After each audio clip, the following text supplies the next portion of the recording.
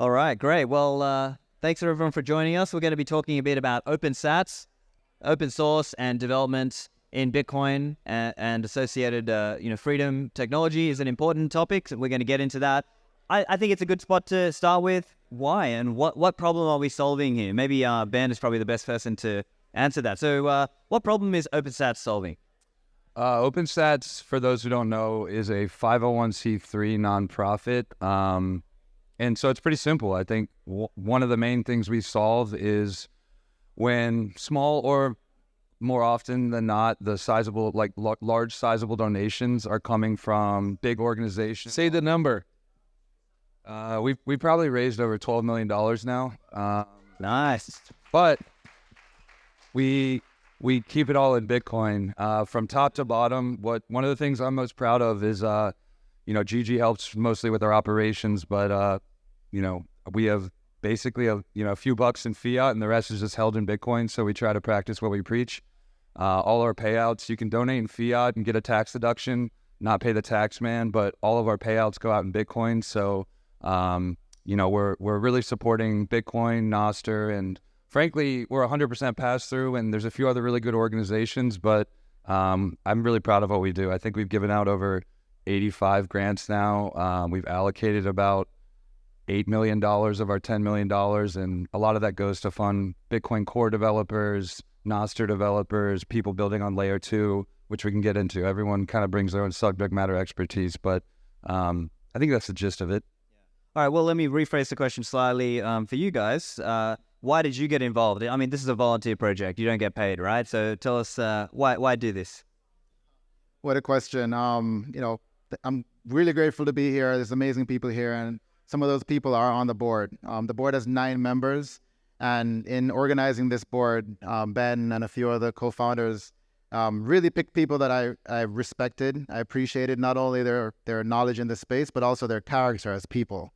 Like if you look at OpenStats, it's not just a 501c3 pass-through. It's a bunch of really high integrity people that are really interested in growing not just Bitcoin, but making the world a better place, as corny as that sounds. So when we do project selections, it's really a very open process where we all discuss what we think about the project, and we talk about what our personal opinions are, and they're not always agreeable. Like NVK could tell you, We have opinions.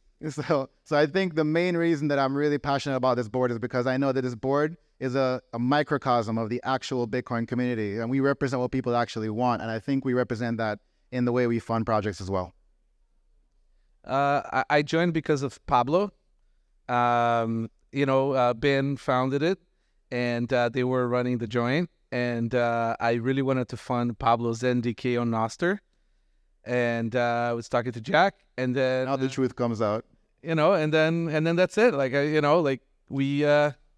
We sort of ballooned the thing, and we're gonna get a lot of money out to good people to build good things. It's needed, right? There is enough money in Bitcoin. Like, that's a big misconception. It's just that it's hard to channel that. It's hard to manage it. It's hard to find the project. The devs don't know how to ask for money. It's really like just creating some efficiency in the market, right? Like just trying to match make and try to do a good thing and make sure that the money doesn't go to governments, right? It goes, instead of you paying taxes, if you're an American company, you can just give it to OpenSats, and then it's the equivalent of taxes. It's great. Yeah, I was excited to be part of OpenSats because having worked in open source software for such a long time, you really kind of can see the impact of not having good sources of fundings for builders there. Sort of one of the tragedies, I think, is that a lot of good talent wants to get paid for the work that they do.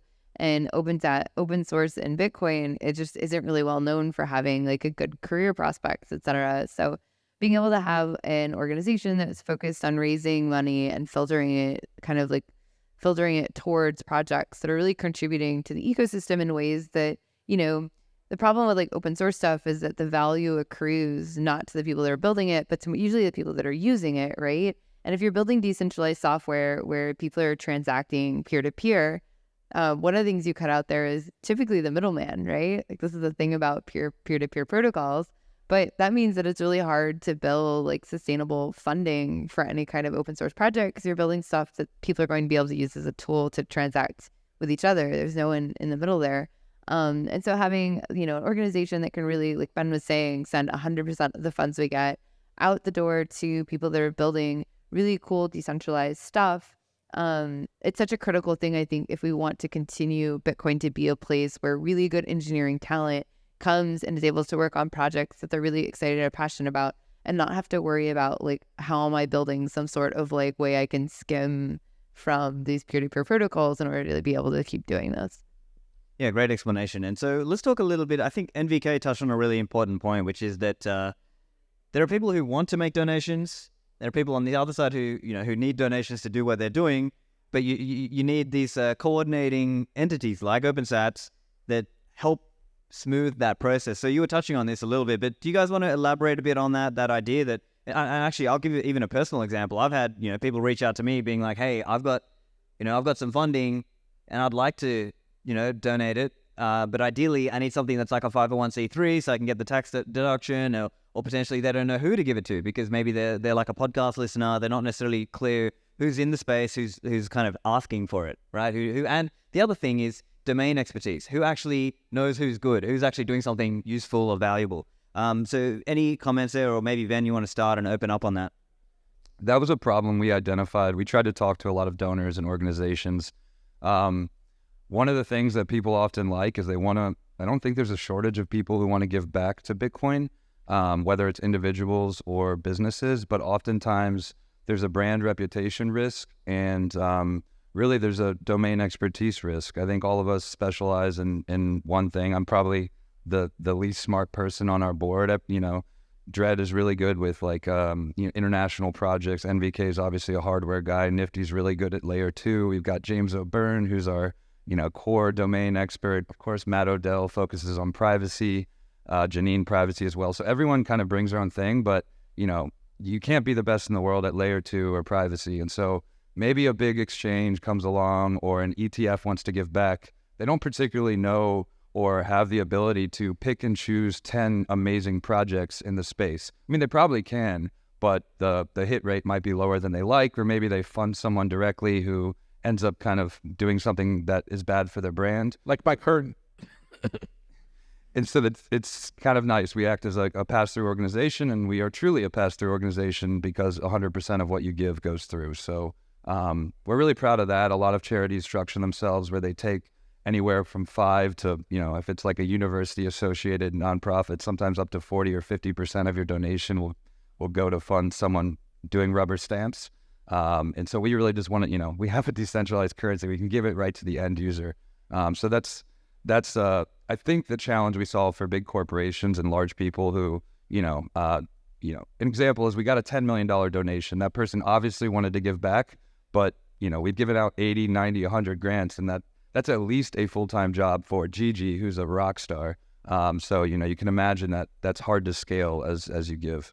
One real cool thing on the domain expertise part is that for Noster, new tech, right, we wanted to get the money out. And, it's hard for people for us to evaluate, right?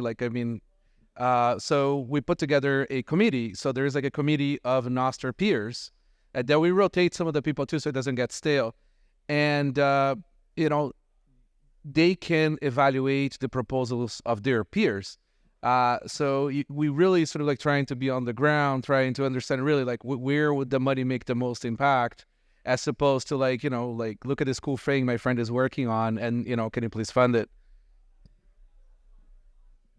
And we're also trusting the proof of work we're seeing in the communities. I've been in PlebNet since 2020, maybe, or 2021, with people like D++ and Rene Picard. And I've seen him on the ground working in the Lightning Network and, pushing against narratives and making sure he's doing what he thinks is the best thing for the network for a long time. And that's one of the reasons why he was kind of an easy choice for one of our long-term grantees. It's people like that, people like Anita Posh that are actually on the ground doing things that we can actually see, and the board can see proof of work without having to wonder if they're actually doing it. So it's a combination of the expertise in the domain. You know, we have a Lightning subcommittee with Lisa part of it. We have the Nostr subcommittee, and then what we can also see in the community and talk to you guys, and you can tell us who's out there working hard, and then we make our decisions based on that. I think it's also important for people to understand what zero pass-through means. I don't think people quite understand. Yeah, sorry, 100%, 110% pass-through. You know, it's like there is no funding for operations on OpenSats from the general fund. Like, we make zero money. Yeah, we're broke. And there is no T-shirts, there is no hats, there is no travel, there is nothing. It's literally all the money that's donated goes directly to not even the banking fees are on that, right? So we were fortunate enough that somebody is willing to now make a donation just for operations, but it does not come from the general fund. Do you want to just explain that as well? What is the general fund and what are the other components? So there's two major funds. We started as an organization where anyone could come. The idea a few years ago when I started it was that there would be a lot of hundreds of projects, hundreds of developers who are building amazing things. And we were really supposed to be kind of like an exploration platform, a way for people to go learn about their favorite Nostr project or Bitcoin project or, Zeus wallet, or maybe you wanted to fund Lisa and some work she's doing on layer 2. So the idea was that people would kind of have their own profiles and project pages, and you could donate directly to them. And instead of each one of them having to set up a, nonprofit or some sort of tax beneficial way to donate to them, you could give to us. Now, what changed, and I think the amount of effort and the amount of impact has been improved, is we received some very large donations and could get very serious about taking incoming applications. And so the general fund is funded by, most donations didn't actually end up going to a specific project. Some did. But most people just wanted to give, and for us to do our best to allocate to the projects that we thought were doing, having the highest impact. And so we've seen like millions of dollars build up in what we call the Bitcoin General Fund. You can also donate to the Nostr General Fund if you would prefer that your donations go there. I think the idea is that we could get even more granular. There could be a layer 2 fund. There could be a fund for privacy, a fund for international development. Every which one would be kind of led by subject matter experts. But, if you're looking at the numbers today, I'd say we have many millions of dollars in the general fund, and anyone in the the Bitcoin General Fund, and anyone working on Bitcoin can come make an application, explain their case. If you're a core developer or someone really kind of important to the core infrastructure, you can apply for a multi-year grant. But we also have people who come in and have a really good idea that will help others build on top of it later. And maybe it's a $10,000 or $20,000 grant for 4 or 5, 6 months. So the Bitcoin people apply to the Bitcoin Fund, Nostr people apply to the Nostr Fund, and I think that will probably expand as we can kind of get more granular over time. So just speaking about projects generally, I think people might be interested to learn a bit about how projects are decided and voted on. If you guys could just talk to that process, like what gets funded, what doesn't get funded. I'll go through the general process and then maybe everyone can give their opinions, because ultimately it's up to a subcommittee to kind of evaluate, and then the 9-person board, 5 of 9 people have to agree. And you'd be surprised how many 5-4 votes, or, there's things that are stuck in limbo for a while. But the general flow is pretty much the same if you're a Bitcoin developer or a Nostr developer. You come in, we have a apply online button on opensats.org. Depending on if it's a layer 2 project or a Nostr project or a Bitcoin project, or it'll go to the appropriate subcommittee. So if you're a core dev, James O'Byrne and our core team will look at it. If you're a layer 2 project, Nifty and her team, and Ben Carman and a few others in the space will look at it. And there's these separate pools, and the subject matter experts really evaluate it. They go back and forth. Everything's done on GitHub. Everything is done out in the open, so we kind of have records. And then ultimately, if the subcommittee kind of thinks that there's some credence here, maybe we go back to the grantee and say, hey, we really like this, but we don't like that, or can you explain this more?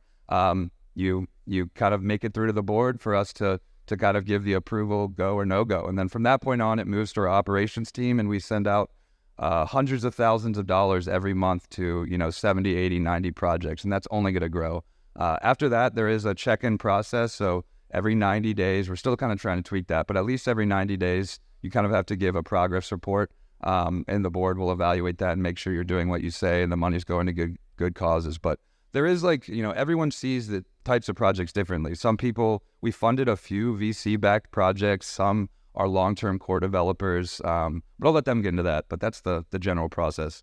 I think there's a very important part of the process that I really appreciate, and it's the vetting part of the process. Right before the subcommittee, after the subcommittee is approved and we're doing our votes, we usually have pretty long conversations on the thread to talk about, not just the project, but the person building it or the team building it. And, what this team has built before, what reputation this team has in the community, a lot of stuff that has to do with the quality of the people working on the project. And then also, each one of these projects during the application, you have to list references. And we also talk to those references and make sure that, it's not just a fly-by-night, somebody with 2 commits on GitHub that launched their GitHub account last week that's asking for a grant. This is somebody that's actually been working and is passionately working on a project that would be trying to succeed with or without our grant, because we're looking for passionate developers and passionate contributors. And I think that vetting process to me has really gotten us to get some really high quality grants out the door in rapid fashion too, because I'd be surprised how quickly 9 people can come together on a project if it's really a good idea. Yeah, it's really cool because there's a lot of sort of very blunt honesty involved, and I think everybody comes from a very good place on how they're, even if it's a negative vote, it's about is this impactful, right? Or is this just some wishy-washy thing that somebody's trying to do? Is this going to move the needle? Does this need to exist? Is this breaking maybe something else? And for example, even if a project sometimes is VC backed, maybe it's still tiny, and we're trying, and they're saying, hey, listen, if you help us a little bit, if economically, we can build this part, right? That we wouldn't otherwise, because it's not economically that interesting to us, but we can maybe integrate Noster better, or things like that. It's kind of special. I really think that it's interesting how it organically happens, where we end up having offshoot conversations about an entire topic like education or grants for offsites for core meetings, specifically because we know that there's going to be a lot more applications like that we want to build a policy based on. So we're organically growing this really cool method of grant giving just based on our conversations with each other. Try to focus on code. It's been sort of really where it seems to be going. Or are we going to go to education? I don't know. One thing I like to see in applications, just kind of whenever a project comes in for me, is I really like to see people that are building on projects that other people have started, carrying on work that maybe someone else has pioneered, or contributing to a bigger project that's kind of maybe bigger than themselves, especially in protocol. So helping build out a protocol, maybe there's a cool idea on the mailing list, and so you want to spend the time, energy, and effort to actually try out and see if that'll work. Those kinds of projects I get really excited about, because there's lots of great ideas in this space. There's lots of people building really cool, important projects already, but getting new contributors and getting people that are actually going to spend the time and effort to see if this cool new idea about how to do mempool relay, etc. I don't think we have anything in that thing, but those kinds of applications are definitely ones that I think are the things I'd like to see more of. We definitely have a great set of them, but I think that's the sort of work that it would be really cool to see more people doing, so that then OpenSats can then help support it. One of the things I think that's really true is if people aren't doing the work, it's there's nothing for us to support there, right? We're kind of we need people to have shovels in the ground sort of on projects before we can come in behind them and be okay, what you're doing here is really cool. How can we help and support this thing that you're doing?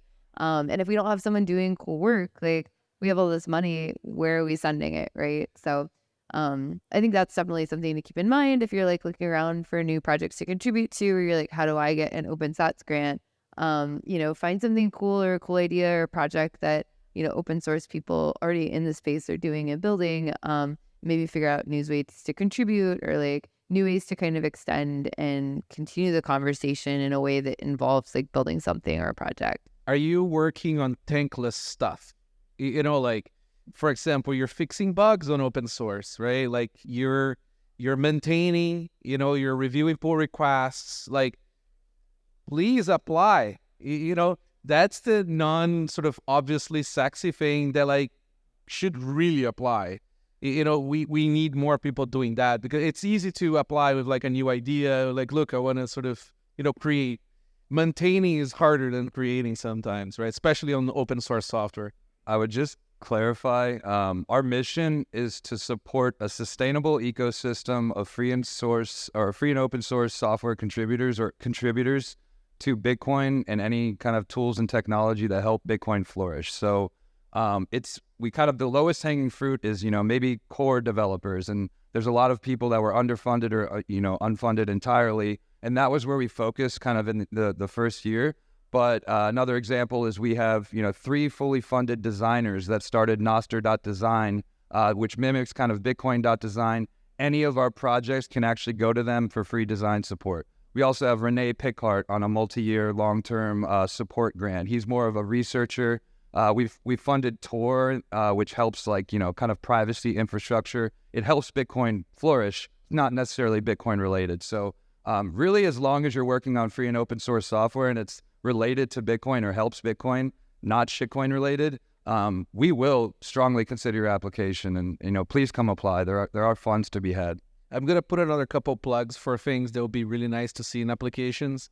One is embedded. Like, it's really hard, and there's not a lot of people doing it, and it's hard to find jobs on that. Go do some open source embedded work and apply. Of course, related to Bitcoin, freedom, and all the good stuff we work on. And the other one is security. I mean, are you a security researcher, right? And you can't just live on bounties. So maybe apply and have like a proposal on how, like, which projects you're gonna maybe pen test and sort of work on. That'll be super cool to have, like how we have the designer. Yeah, it's amazing. Need it. Stop taking my point. That's what I was gonna say. Okay.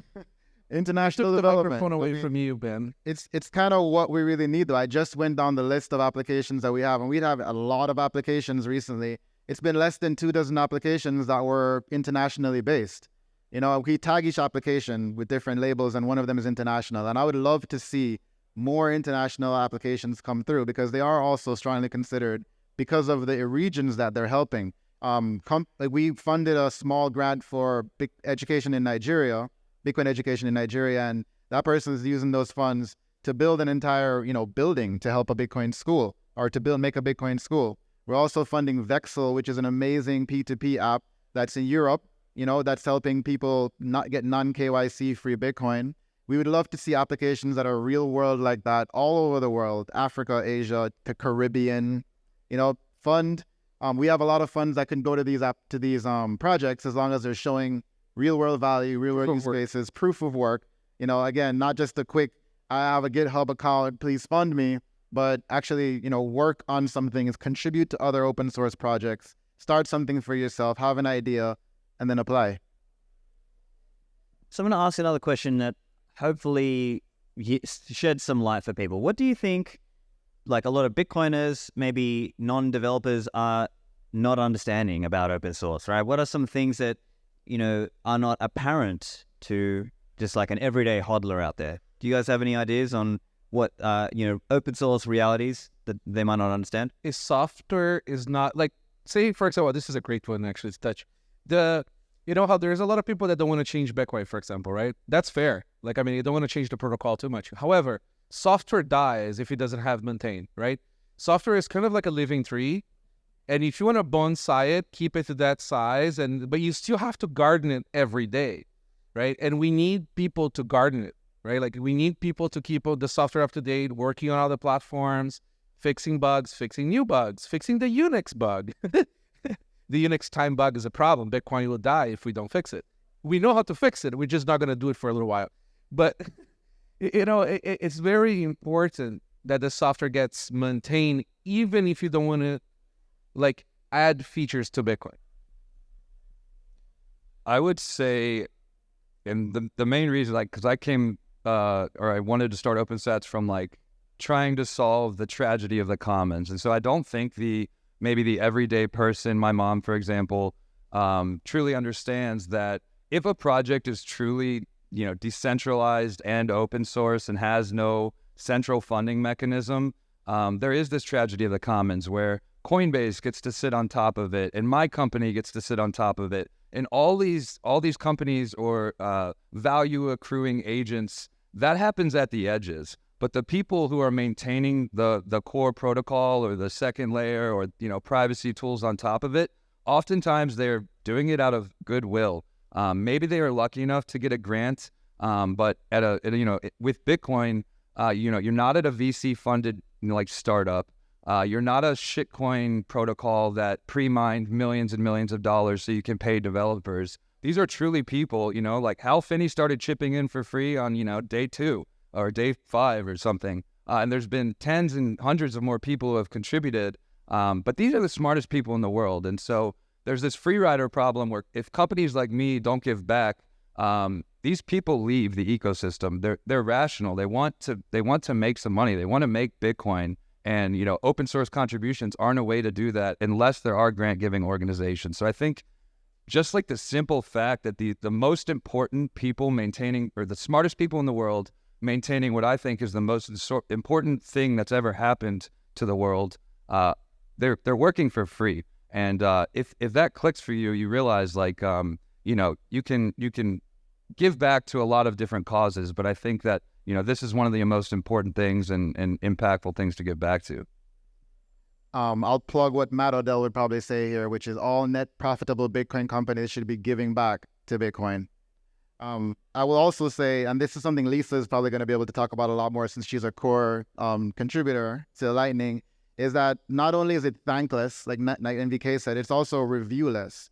You could be working on an open source project for a very long time, and you have no reviews, you have nobody telling you how you're doing, there's no performance ratings. That's not the way open source development works. So I think that's something people need to really consider when they move from a traditional programming or development job into open source. That you're coming into a whole different community that, gauges the proof of work in a different way. It's based on the product that's being built, not necessarily on, how well you coded a specific PR, but I'll let you talk more about that.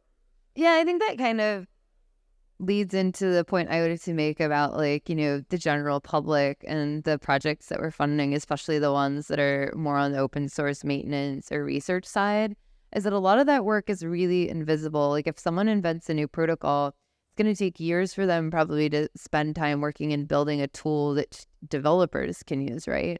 So then that means that the general public, it'll take probably another few years after that for someone else to come in and figure out how to make it accessible to Bitcoin users that on a day-to-day basis. So a lot of the things that, I like to think are priorities for funding in the open source ecosystem are going to be stuff that most people have never heard of, will probably maybe never be able to experience or spend time with. So a lot of it is money that goes into building really important critical infrastructure that won't really maybe make it see the light of day for half a decade to a decade from now. And without this investment in it, we're not going to get to the future where we got to use all these cool new primitives for cryptography or new ways of sending money quickly using Bitcoin. Yeah. I mean, think about SecP, right? Like the libsecP. I mean, your life depends on it if you're a Bitcoiner, right? And it's 3 people, maybe 5 of major contributors, right? And there's pretty much just those 5 people who fully understand it anyways. So you have the research level, and then you have the sort of the base level of the software, and then you have all the tooling that needs to be built so that the normal developers can go and sort of go build stuff with it, right? And all this needs to work in a longer timeline if you're not selling a shitcoin. So, it's hard to put that in the business sort of cycle perspective, right? And that's, I guess, where OpenSats really shines, is sort of bridging that efficiency. All right, well, we've got 1 minute 20 left. So if you got any, if there's one takeaway, if you can make it in 15 seconds each, I don't know. We're all here for the right reasons, I think, at the open source stage. Bitcoin, I think, is the most influential thing that has happened to human civilization probably ever. support the people building on it, support the people who, give you the reason, give you some hope in life. Yeah. Bitcoin is freedom of money. Nostr is freedom of speech. And we're all out here to 100% pass through anything that you give us to keep building that. So thank you for your contributions and keep them coming. If you're a dev and you're stacking commits and you're very good and you maybe not interested in like the monetization sort of path for now, consider applying. We really review all the applications and like it's a worthy path. Yeah, I just second that. If you're working on something cool, don't hesitate to put in an application. I talk to lots of really good projects on a fairly regular basis, and I feel like I'm constantly fighting with them to get them to put in an application to even be considered for funding. And I would be really great if I didn't feel like I was pulling teeth to get people to just like fill out an online form. It's okay to ask for money. It's the best time ever to be contributing to open source software. It's super impactful. And like, we have millions of dollars because of generous donors, and that's super cool. Come apply, come make it happen. Stay away from the private sector and work on Bitcoin.